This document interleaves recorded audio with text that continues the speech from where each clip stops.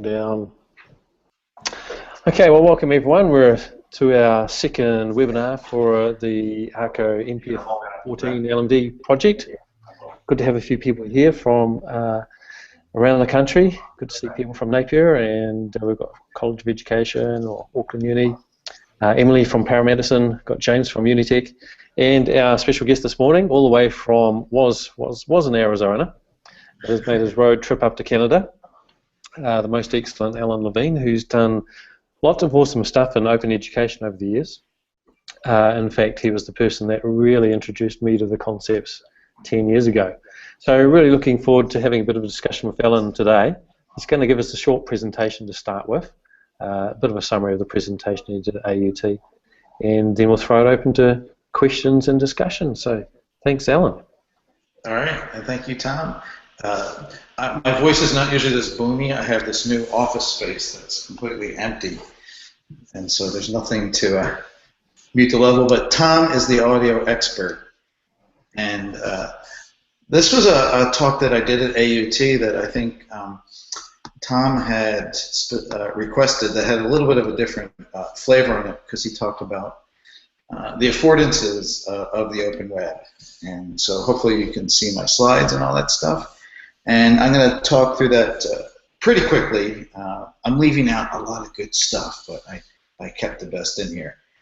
And so because I know Tom has a real eye and mind for design, and I started thinking about the idea of affordances coming from Donald Norman's design of everyday object. For a while, I was really intrigued as I traveled to different places, mostly hotels, at the structure of the showers. And so in some places there seemed to be an overly large amount of instructions necessary to operate a shower, and in other places, this one's from Puerto Rico, it's no words. So affordance, when I think about that definition, it's about the way the things that we encounter really suggest their function in a way that don't have to always be explicitly explained. So that was sort of the framework I wanted to talk about when I came to AUT to talk about education. So the first thing I will do is make sure I show at least one animated GIF, and then gloss over definitions, because I really hate definitions. They're important, but I don't like wrangling over them. But I will instead rely on some things that colleagues have said. So Nancy White, who's one of the most brilliant people I know in doing online and in-person facilitation, did a great little video for me where she talked about open resources, but at the end she said something that I thought was really brilliant. It says, the resources are important and fine, but this is the stuff. It's really about having open attitudes. And I don't know if we always think about our attitudes, and in my presentation I tease people, if you ask anybody about their attitudes, of course they're going to say they're open. No one really claims that they're not.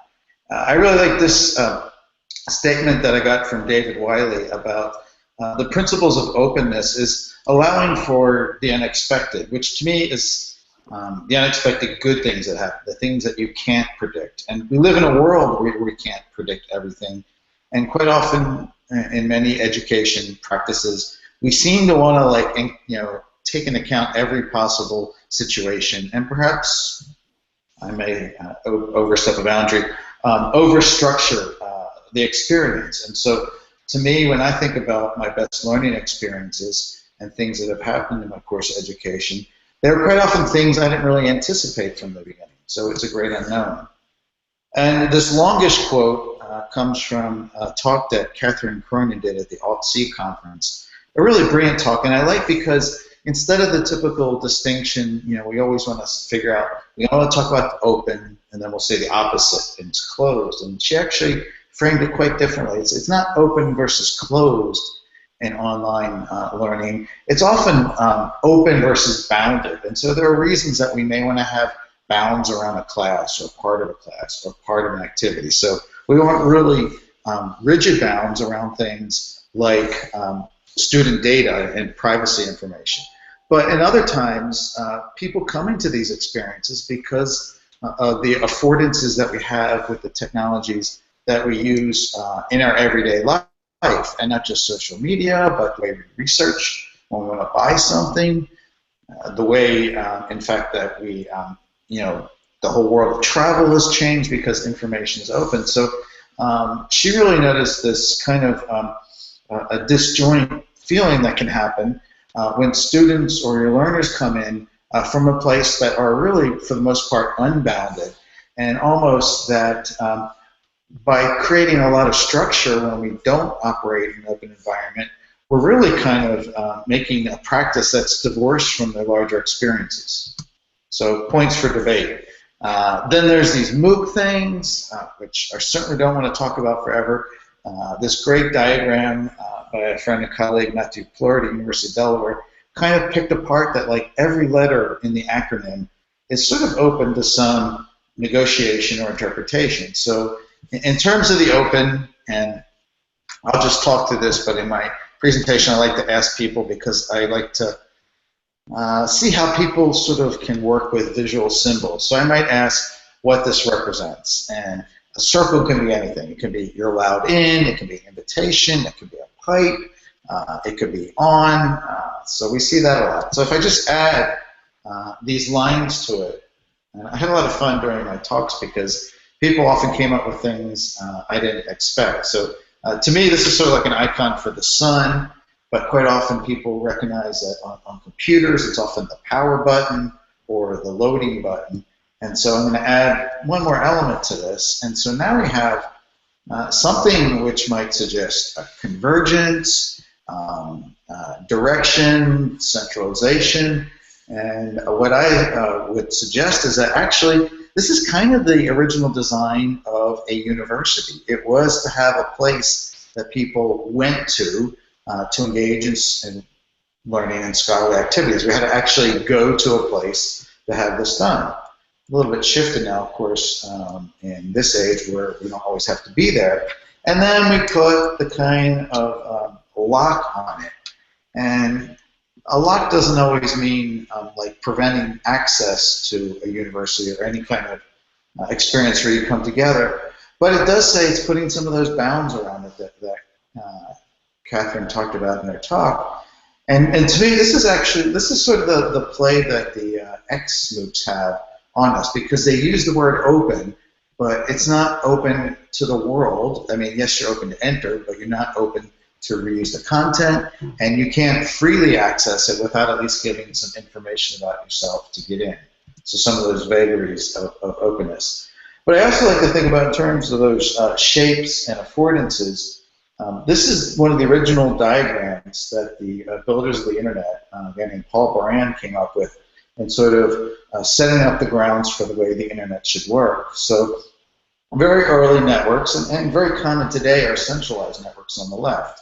What we have at home is one router, that's our connection to the internet, that controls access to maybe multiple devices inside our house. You have to run things through the central device because it managed the distribution of things very well.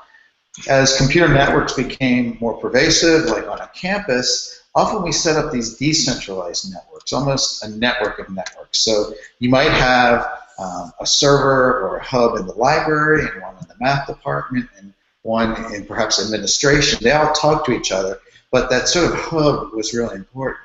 The principle of the internet, every node is equal, so there's not really a center to that. And to me, that is the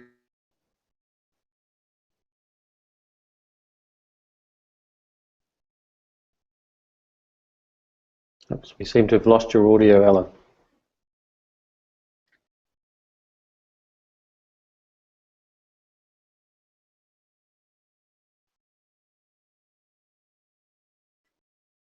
Can you hear us, Alan?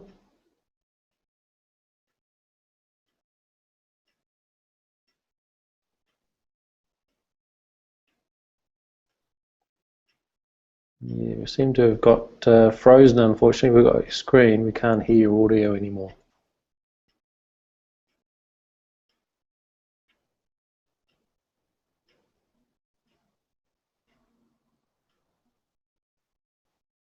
Okay.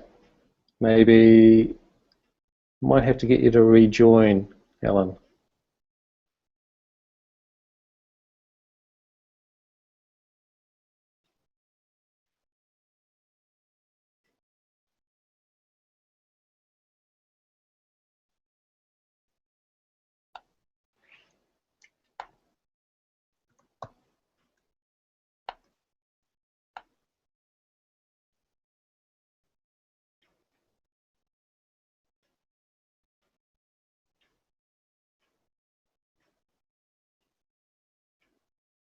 results, so obviously it's That's not me. coming up. Yeah, what I'm saying is not coming up. But Sam, that was the 23rd, so that's from. It's ages ago. Yeah. There's only one new tweet. Okay, we seem to have lost Alan's connection, unfortunately. So, anyone want to sort of talk about where he's? Okay, I think he's going to rejoin now, which is good.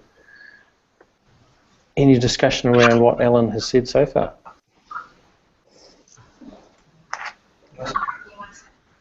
No. No. He was just getting to the really interesting stuff. Yes, he's getting a really, really large scene, I guess. Quite far enough in. We're not muted now, are we? No, I've put you back on. I was thinking about the images that he had of centralized, decentralized, and distributed networks, and just wondering if he's probably going to go on to talk about this. I'm not sure. And thinking about our project that we're doing, I'm wondering what we see, how we see our project. Is it centralized, decentralized, or distributed networks? Yeah, I guess that's kind of the idea, really. Is it a network of people interested in a similar, I guess, view of education, of how technology can improve, pedagogy, etc. So, in a lot of ways, hopefully, it is some sort of distributed network that we're trying to achieve. Right. Yeah. Certainly with the community side of things, your Google Plus community operates in that fashion. I think maybe a couple of other elements you could say we're actually fitting into the other networking models. Yeah, that's because sometimes it seems to me that sometimes you're centralized, sometimes you're decentralized, and sometimes you're distributed at different points in time, depending on who. It depends on partly on function as well, doesn't it? What you're trying to achieve. Yeah. Well, let me just check Twitter to see if Alan's sending messages. Yeah.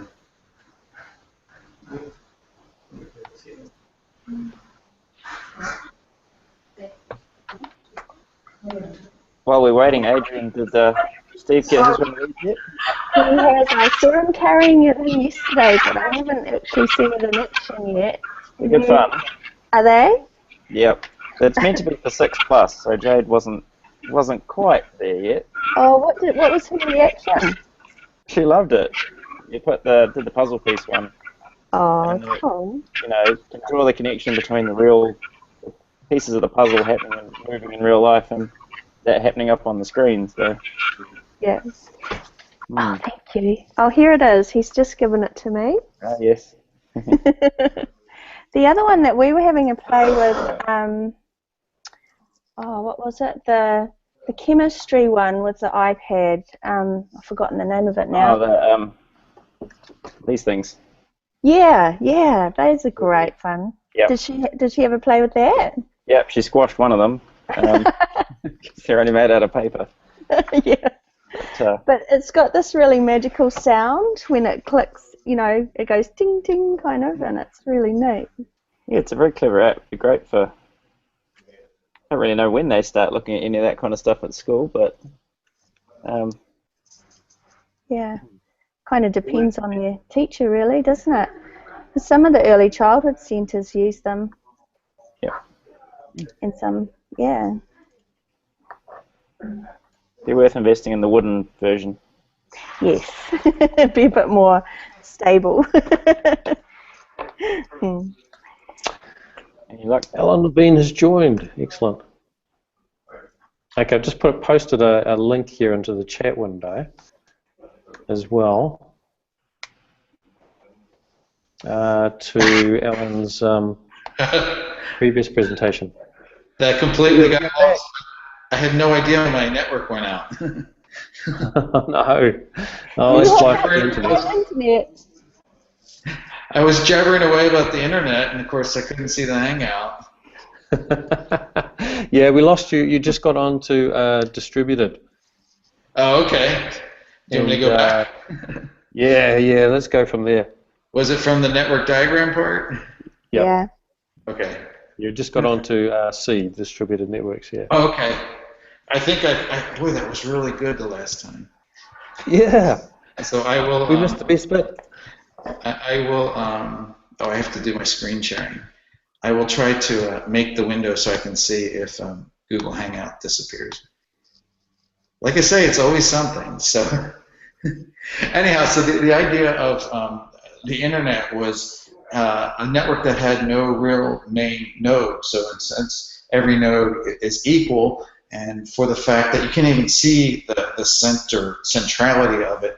But more importantly is the fact that if there is a problem with one node, like theoretically I just experienced, that that the information is able to route itself around. So this has become sort of like a way that I like to think about the design of a lot of things that I've involved with, is to be like the internet. And a part of that is influenced by John Udell, who's a really fantastic thinker, especially he was around for early parts of the web, wrote some really key things about RSS and did work with Microsoft Research. But he's got this great concept where he talks about the importance of narrating our work, mainly the idea about people using blogs, not just to publish, oh, here's my great presentation or my paper, but to actually talk in almost everyday language about how they solve problems, and not just the end product. And a lot of times in education, it feels like we focus so much on the end thing. Students have to do a final presentation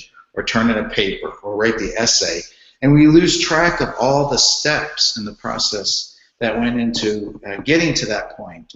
And to me, it's like there's a lot of really good information there to be shared openly. And so openness is not about giving away your stuff all the time, but it's about being able to talk about how you figured out something, or where you went wrong and then corrected yourself, or what influenced you. And so this has become an important way for me to really think about the work that I do. And so I'll make another metaphorical leap here. I'm talking about the spaces that we exist in online. So this is a kind of room. This is a bland hotel room in Canberra, Australia. So when I come into the space, it's got nothing in mind. The decor is kind of awful. The colors are terrible. There's only one plug on the other side of the room, and I don't even feel like this is my space. And of course not, because I'm just renting it. It really doesn't belong to me. And what I try to suggest, and we can talk about whether this is legit or not, that when I'm in this space, I think I have a different relationship to things I'm doing or influence, as opposed to when I'm in my own bedroom, or perhaps this person's bedroom, where they have surrounded by them statements to themselves or maybe to visitors about what's important to them, whether it's the music or the guitar or the fact that they never make their bed. But I think when I would do my work in this kind of space, that has a different influence on what I'm doing if I know that everything I do in here actually is mine and I'm not just renting it. And this kind of thinking went into partly the design of this open digital storytelling class, DS-106, which is about 9 hours of presentation to explain it. But a key part of this is the idea that as an open course, we have registered students and also people who are open participants. They don't go to a central site to do things. There's a course site with information, but people all do their work in their own individual bedrooms with the blue walls. They create a blog and they write all their work and publish there, and we're able to use syndication technology to bring that all into the course site so you can see it in one place, but where it's coming from is distributed like the internet. And I wrote an article for the WCET blog about this idea, and it's got a lot more details, that I suggest that DS-106 is made of the stuff that the web is, and that's the idea of sort of really trying to use as much as possible the way the web works in the structure of this open course.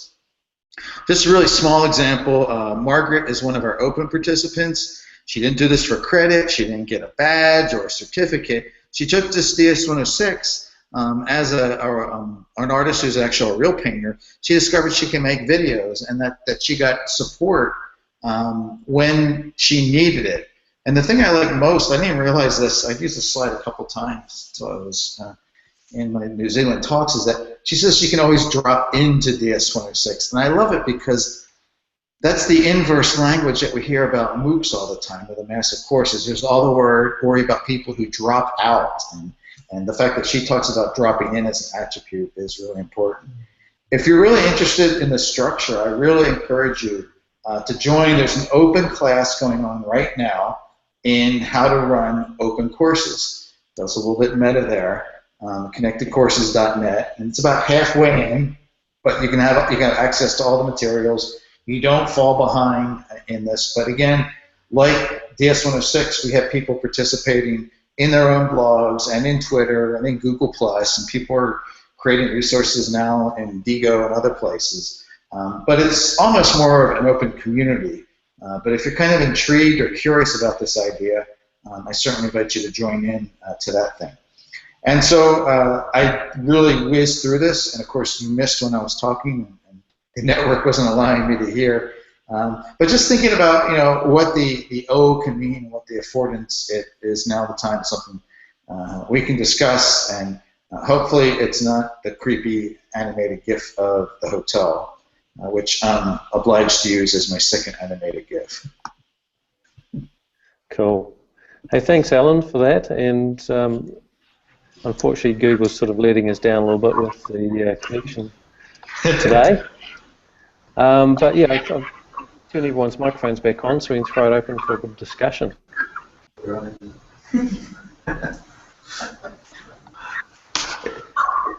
It's a little disembodying to look at your slides and not know what people are doing. Now I can see it. Cool. So, has anyone got any questions for Alan? Or let's talk about a point. I've got a question. Alan, do you find that, in your experience with open courses like this, that there's any resistance from the universities of the people running these courses? On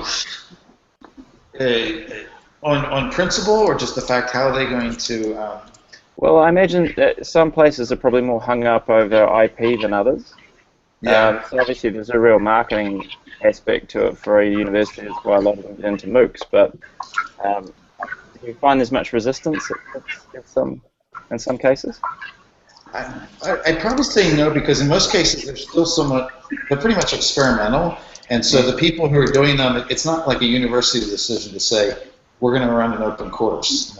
It's usually those kind of things where a president or provost says, we're going to do a MOOC because Stanford and MIT are doing it.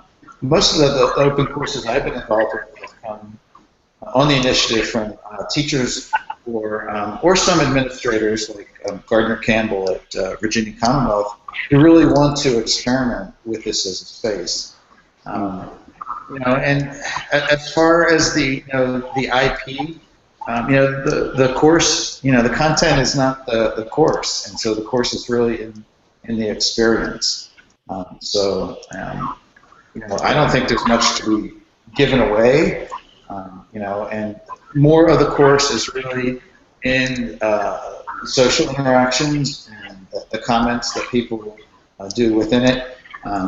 And there is a little bit of a difference, because the ones like connected courses, that's pretty much just an open course, so people are just doing that period on their own volition. The ones that I find a little bit more intriguing are the ones where they're mixed. Jonathan Worth's photography course, Phone Art, works like DS-106, that there's a group of paying students who are there with Jonathan, and they get a different experience. So it's not saying that the open experience is an exact replica of the in-person, but there's, to me, an interesting dynamic when you've got the students who are in it because they are there for the credit, and then you've got this cloud of participants who have various levels of participation, but do provide a really rich environment for both supporting the students and blurring some of those lines. So I'm not really answering your question as to the aversions. How do you convince people you're not giving away the shop? You know, I'm kind of hard pressed to look at the content as being things.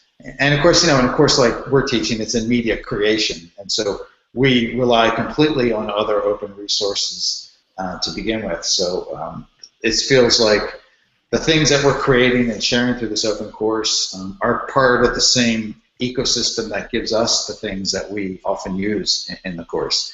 That's kind of the attitude side of things. Yeah, I agree. I think the just about any course, it's not about the content so much as about the experience and about the design of that learning experience, and that's the added value. That's why people come to a physical location, not for the content, because they can get that content online. It's for that experience that they can have with that other group of people, whether that be in a physical location or whether it be virtually online. And I think that's for me is the huge benefit of being open in education and having access to your stuff online, is that you can have these sort of serendipitous collaborations and like for instance, you know, with you, Alan, with people all around the world who are perhaps like-minded and share their stuff. So you end up with these connected networks, and your learning environment, if you bring people like that into that, becomes so much richer, and so that becomes the added value that you bring to that the content can't bring, is those connections. And just to be clear, I'm not advocating this like on a massive scale for every course. It's a fair amount of work. It's highly rewarding, and you know, a part of this is also a secondary level of trying to learn is how the people to navigate in this space that's not necessarily bounded by what we, you know, try to provide as, you know, a safe and secure environment, because people are going to have to, and they have to exist now in this external world. And we've got all kinds of list of examples of some rather, you know, ugly things going on in the online space that that we want students to be somehow be able to have some literacy and understanding on how to deal with these situations. Yeah, yeah. So, rather than hide from them, I think we need to give them the tools to be able to cope. I think that's part of the key. So, any other questions for Alan or discussion points?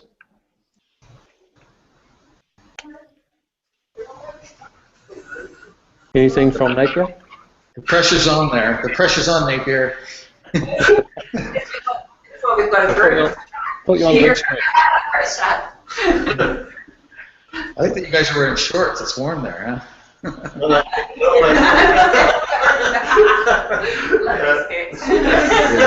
Alan's just jealous because he's in Canada and it's freezing cold. Yeah. Hey, well, I'm sure that Alan would be open to answering questions. You know, if you want to post them on his blog or email him, or probably Twitter is probably the best way. So your Twitter is @cogdog, COGDOG, which is a reference to Alan's blog that he's had running for years and years, Cog Dog Blog. So thank you, Alan. It's been great to have your input. And even though we've had a few technical issues, I think we've managed to bring you in and interact, which is fantastic. So thank you very much for your time, and I think we'll sign off there. And, all right, thanks a lot, Tom, and everybody else. We'll catch you all later. Thanks, guys. Thank you. Yeah.